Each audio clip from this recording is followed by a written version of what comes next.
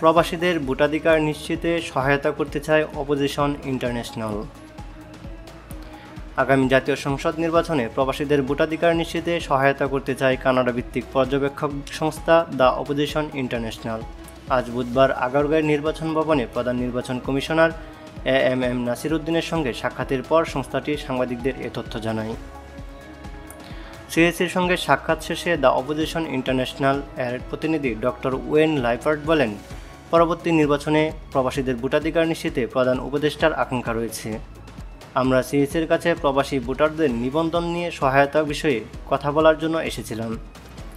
সংস্থাটির পক্ষে আন্তর্জাতিক মানবাধিকার কর্মী ও আলোকচিত্রী ডক্টর শহীদুল আলম সাংবাদিকদের বলেন, প্রবাসীদের মধ্যে ব্যাপক আগ্রহ রয়েছে নতুন বাংলাদেশ গঠনে অংশ নেওয়ার, বিশেষ করে যারা গত জুলাইয়ের অভ্যুত্থানে রেমিটেন্স পাঠানো বন্ধ করে প্রতিরোধ দেখিয়েছিল এবং পরে তা আবার চালু করেছিল।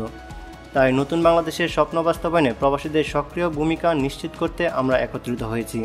প্রধান উপদেষ্টার প্রফেসর ইউনূস শুরু থেকেই বলেছেন, প্রবাসীদের নির্বাচনে সম্পৃক্ত করা জরুরি।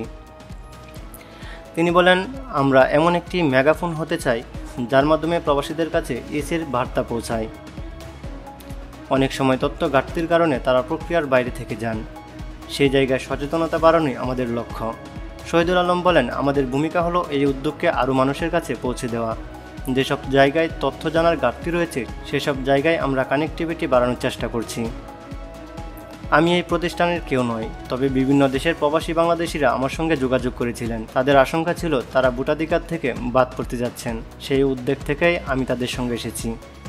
এই সময় তারা বলেন, সিএসির সঙ্গে বৈঠকে প্রবাসীদের জন্য একটি ডিজিটাল আউটরিচ পোর্টাল, সহজ ভাষায় তথ্য সরবরাহ, রেজিস্ট্রেশন সহায়তা ও দূতাবাসসমূহে তথ্য কেন্দ্র স্থাপনের বিষয় নিয়ে আলোচনা হয়েছে।